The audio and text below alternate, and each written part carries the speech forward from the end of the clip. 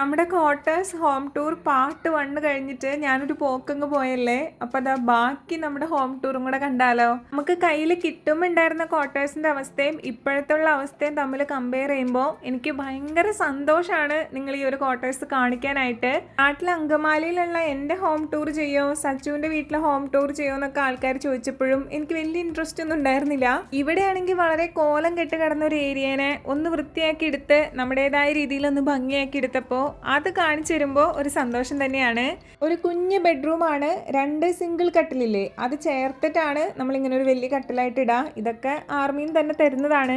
പിന്നെ ഒരു attached bathroom ഉണ്ട്, അത്യാവശ്യം ഡ്രസ്സുകളൊക്കെ ഉൾക്കൊള്ളാൻ പറ്റുന്ന ഒരു വലിയ കബേർഡ് ഉണ്ട്. പിന്നെ ഒരു ചെറിയ സ്പേസ് ഞങ്ങളുടെ ഒരു ടെക് ഏരിയ എന്നൊക്കെ പറയുന്ന പോലെ നമ്മുടെ കുറച്ച് ഇലക്ട്രോണിക് ഐറ്റംസ് ഒക്കെ വെച്ചിട്ടുണ്ട്. അത് നമ്മുടെ വർക്കിംഗ് ഏരിയ പോലെ ഞങ്ങൾ യൂസ് ചെയ്യുന്നതാണ്. നമ്മൾ ആക്ച്വലി ഇവിടെ വാൾപേപ്പറൊക്കെ ഒട്ടിച്ച് ഒന്ന് പെയിൻ്റൊക്കെ അടിച്ച് നീറ്റാക്കിയിട്ട് കുറച്ച് ദിവസമായിട്ടുള്ളൂ. അപ്പോൾ ഒന്ന് നീറ്റായി കഴിഞ്ഞപ്പോൾ നമ്മുടെ ഈശോൻ്റെ രൂപവും കാര്യങ്ങളൊക്കെ ഇവിടെ കൊണ്ടുവച്ചിട്ടുണ്ട്.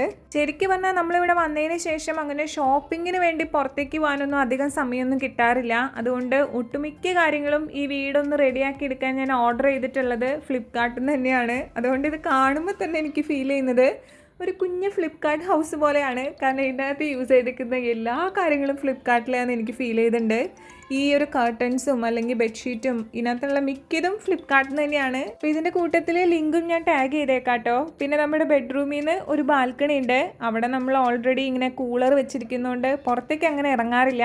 പിന്നെ അവിടെ അത്ര നീറ്റും അല്ലാത്തതുകൊണ്ട് ഞാൻ കാണിക്കുന്നില്ല കേട്ടോ. പിന്നെ ഇതാണ് നമ്മുടെ സെക്കൻഡ് ബെഡ്റൂം. ഇത് നമ്മൾ അങ്ങനെ ബെഡ്റൂം ആയിട്ട് കിടക്കാൻ വേണ്ടിയൊന്നും യൂസ് ചെയ്യുന്നില്ല. പകരം നമ്മുടെ കുറച്ച് ഐറ്റംസ്, ഡ്രസ്സ്, ഷൂസ് ഒക്കെ വെക്കാൻ വേണ്ടിയാണ് യൂസ് ചെയ്യുന്നത്. നമ്മുടെ കയ്യിൽ കിട്ടുമ്പോൾ ഈ റൂമിൻ്റെ കോലം ഇങ്ങനെയായിരുന്നു. പിന്നെ പെയിൻ്റൊക്കെ അടിച്ച് ഒരുവിധം സെറ്റ് ആയിട്ട് എടുത്തിട്ടുണ്ട്. നമുക്കൊരു കോമൺ ബാത്റൂമും പിന്നെ ഒരു റൂമിൽ അറ്റാച്ച്ഡ് ബാത്റൂമാണ് ഉള്ളത്. അപ്പോൾ ഇത്രയൊക്കെ തന്നെയുള്ളൂ നമ്മുടെ ക്വാർട്ടേഴ്സ് ഹോം ടൂർ.